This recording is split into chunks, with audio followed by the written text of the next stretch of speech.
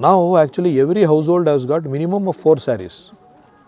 Okay, the independent candidate has given one. The BJP, 3 of them contested for the seats, 1 got, so other 2 gave them. And there was another candidate who gave them. The present MLA also gave them. And there was an independent aspirant, the BJP aspirant who gave them pressure cookers also. To my surprise, none of the women are wearing any of these sarees. So people now will not vote for their money. People here, I am sure, will not vote on the caste basis. They want the change and they will pick the right choice. That is our confidence on the people now. Facilities. The public transport facility is very meager and more than 148 villages have not got any public transport at all. And you will be astonished here that more than 45 villages in the constituency doesn't have a degree holder. It is only 1 officer rank and no agriculture officer, no assistant agriculture officer and the clerks. All of them are on contract basis, only 2 or 3 people will be working and they don't have any responsibility. Sir, how is the situation and how much is the hope of CPM here in Bagepalli? Because the CPM already won twice in this constituency. Thrice. Okay. So what is the hope and how is the scenario? Yeah, now actually there is anti-incumbency against the present MLA who is a Congress MLA. People doesn't want to vote him at all. And now we have a fair chance of winning. And moreover with the JDS support and also the Farmers Association support and also some of the Dalit organization support now, and youth, especially the youth in the constituency, have moved towards the Communist Party now.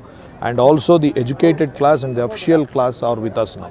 So with all these factors in place, and Communist Party has got a strong organizational base here. With that we have got a considerable amount of vote bank also. So because of all these factors, I am sure that this time definitely we are going to win this election with an effective margin. Okay, so how is the people's response? People's response is too good. Even if we go at 11 o'clock in the night to the villages, whole village will be awake and waiting for us to receive, and then they have internally decided that they want to change this time, and the change is definitely CPIM. So what is the main issue in the constituency? Like what are the main issues? Yeah, the main issues is that one is the corruption at the government office level and other things, and people are not able to get the work done from the government offices, and whatever the government benefits the people get, that are not being transferred properly to the appropriate people, whoever are the beneficiaries. And the second thing is that no village has got proper roads and transportation facilities. The public transport facility is very meager and more than 148 villages have not got any public transport at all. And you will be astonished here that more than 45 villages in the constituency doesn't have a degree holder. Even after 75 years of Indian independence now, with so much of education, so much of advancement in the field of education and technology, we are not able to provide a graduate in 45 villages in this constituency. That is pathetic. And people are worried now of their children because more than 69 schools, government schools have been closed down here. And people are not able to afford the private school education. That is also a problem. And the veterinary hospitals doesn't have veterinary doctors.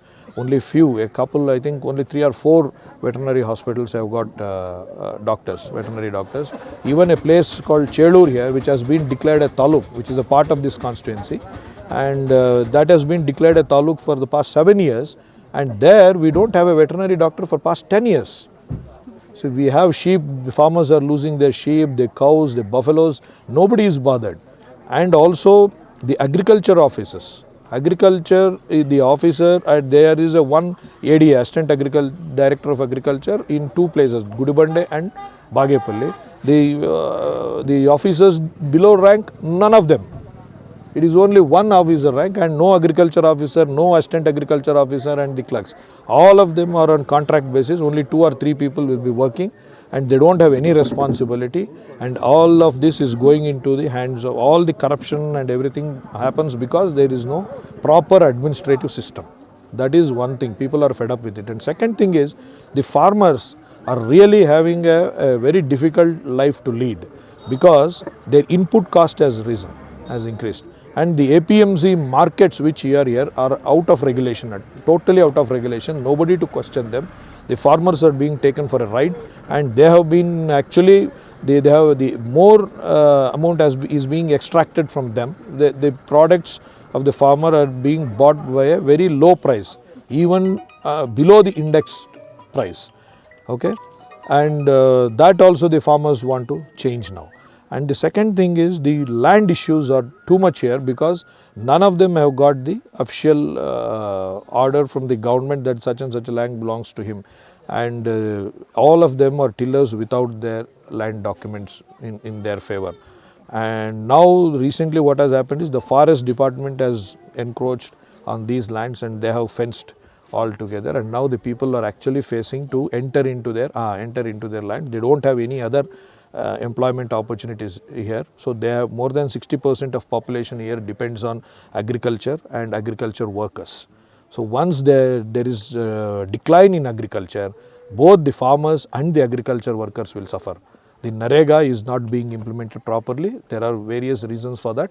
One is the central government budgetary reduction in it. The state government also is not interested in it. And here also there are few contractors and others who use the machineries to do the works, and they don't pay the real agriculture workers with the job card.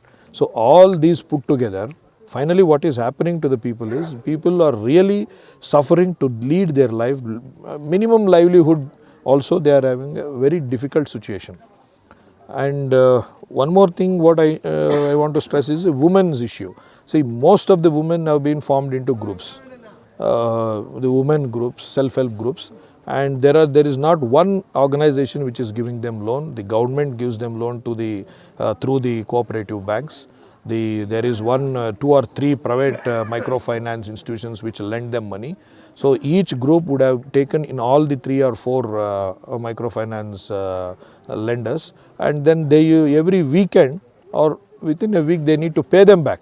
So whatever money they are earning through their manual labor, they are paying the through these microfinance institutions. So this is the situation here. So the women are also frustrated. As a doctor, I have seen more patients of depression than anything else. The prescription which goes on in my thing is for the women, especially the rural women, there is a lot of depression. None of them are happy.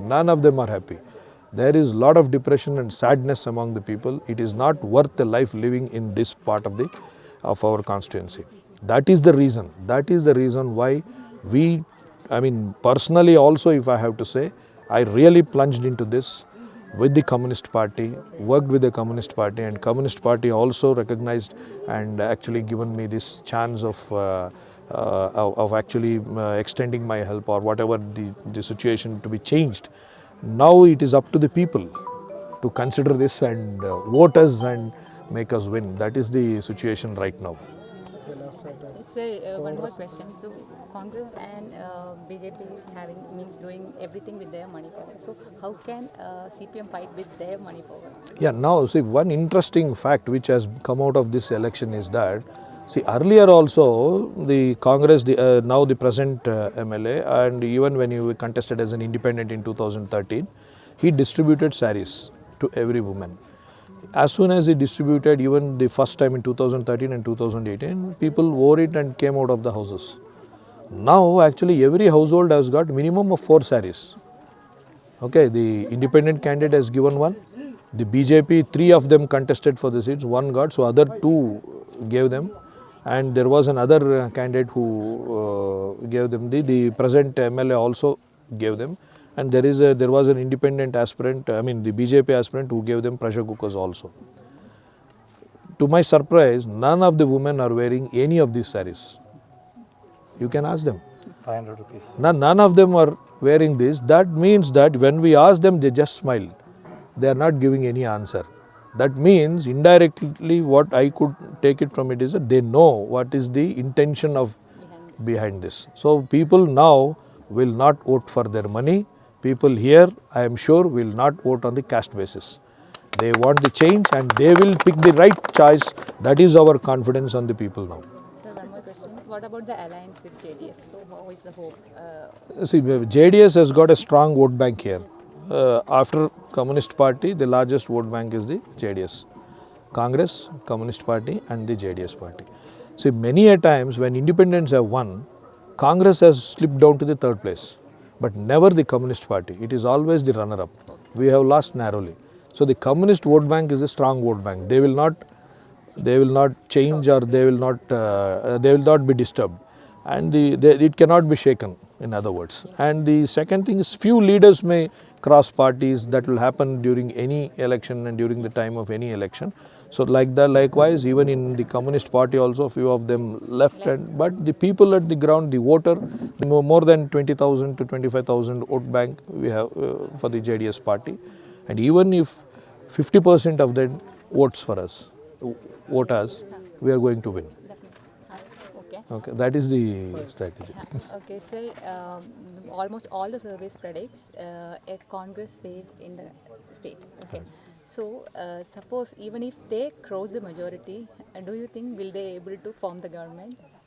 No, that is a question now, because taking the past history, the BJP has always bought these MLAs and they have formed the government. Even earlier, BJP didn't have the mandate. It was the Congress and the JDS which formed the government, and later the BJP through the Operation Kamala bought these MLAs. One of our district MLA also was a prey for it, who became later the health minister and spoiled this district with the Sudhakar. So who spoiled this society with infiltration of BJP and RSS into this. But for him, there was no BJP here.